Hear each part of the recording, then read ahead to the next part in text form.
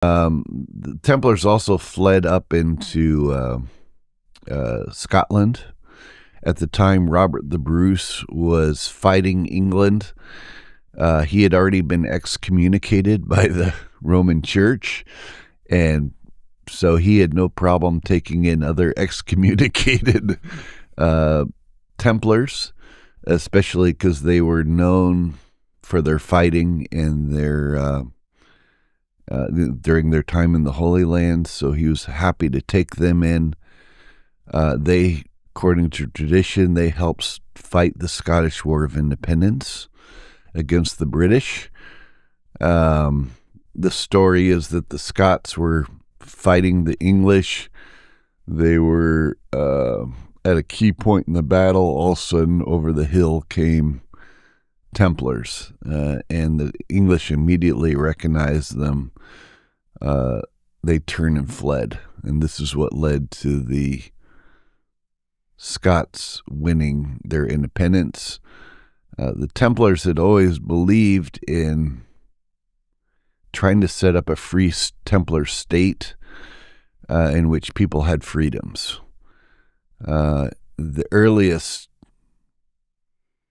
document pointing to this was in Parsifal, actually, Wolfram von Eschenbach's Parsifal, where it says, if any Templar becomes ruler of a foreign people, let him ensure that they are given their God-given rights.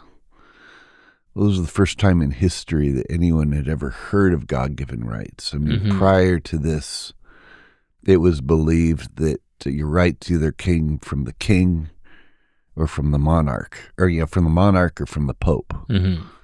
So this idea that people are born with God-given rights was a Templar ideal that they strive for, and they were trying to create within Europe. And so the Scottish War of Independence was an expression of this. Prior to this, the Templars had been involved in helping to instate the Magna Carta.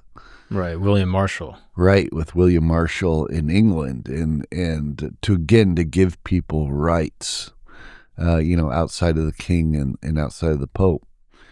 And the Templars largely lived this way, already having these rights. They wanted to bring it to the people. The Templars had also been secretly traveling over to the New World of the Americas at the time. They had been trading silver with the Mayans and with other tribes. And what year would this have been? As early as 1200. In fact, by 1300, they had mapped all of North America and had traveled as far south as Panama. And how do we know this? Well, there are Templar records pointing to it. There are Templar landmarks all throughout North America pointing to this.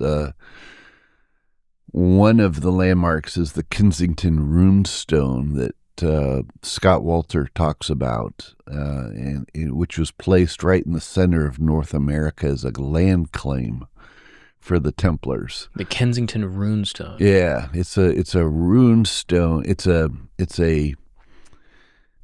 It's a tablet that's written in runes that for a long time people thought might be like a Viking artifact.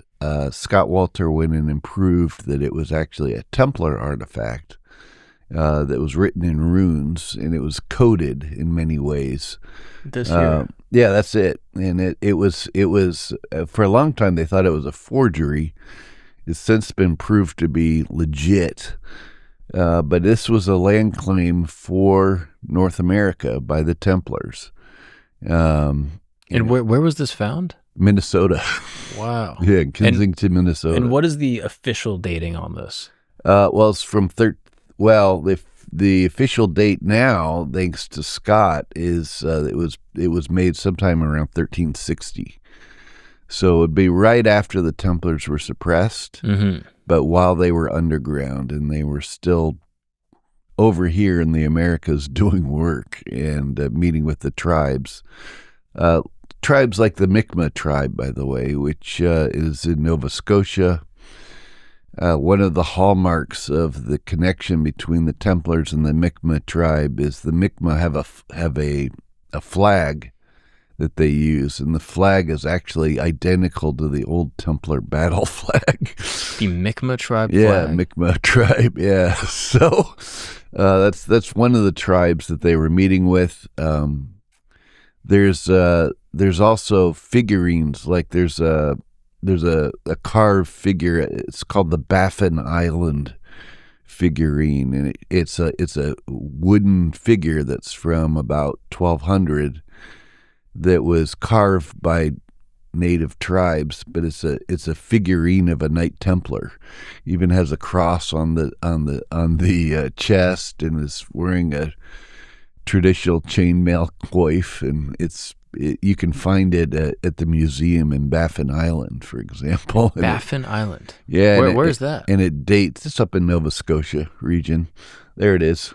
Wow. So there's a Templar, that was carved by the native tribes. In 1200? Yeah, 1200 that's what it's carbon dated to. You can see the cross there on the chest. Yeah, exactly. Yep. He's wearing a traditional Templar tunic, and wow. Yeah, so the natives, they were encountering Templars, and they were working with them. And can you find the Mi'kmaq flag? I mean, that's Oh, fascinating. yeah, you could be able to find that. You type in Mi'kmaq, I think it's spelled like Miqmah. Mm-hmm. And they're in Nova Scotia as well? Nova Scotia, yeah. Mi'kmaq flag and Templar, I'm sure you'll be able to find the two. Now, what years? There we go. That's it right there. so there's the Mi'kmaq flag, which was the old Templar battle flag. Right. So, and the idea is that in what year were they using this flag roughly? Well, the Mi'kmaq say that goes all the way, back to that same time period. 1200, 1300? Yeah, and they have their own myths of meeting with the Templars at that time. And you have this iconic red cross. Right. Which it seems obviously Christian. But right. The conventional story here is that Christopher Columbus wouldn't have come to America until late 1400s. Late 1400s, yeah. So, and these are things that go back, much earlier, and especially with that star and the moon, those are traditional Templar symbols. You'll find that on old landmarkers that the Templars were putting all over Europe. So strange. Yeah, well, it's because the Templars were over here. They were also meeting with the Mayans, declared down in Yucatan. To this day, the Mayans will still put an equal armed cross on their altars, specifically because of their connection and meeting with the Templars. I lead tours down to the Yucatan and meet with the Mayans all the time, and according to traditional Mayan history and Templar history, the Templars were trying to find the remnants of Atlantis. They had encountered in Egypt references to the Egyptians meeting with the Mayans, the ancient Egyptians, because the Egyptians were trying to find their homeland of Utlant, which was said to be an island in the Atlantic, and they were trying to find the remnants of the people who had survived a cataclysm previously. And they have recorded on certain temple walls their meetings with Mayans. They even had a Queen Maya who had been involved in Egypt for a while. Some people believe Nefertiti may have been a Mayan princess that had been brought over into Egypt. And in the Valley of the Queens to this day, there's a Queen Maya tomb, and it has Mayan art in it. On Elephantine Island in Egypt, there's a temple. It's closed to the public, but it has images of Egyptians meeting with Mayans. with their traditional headdresses.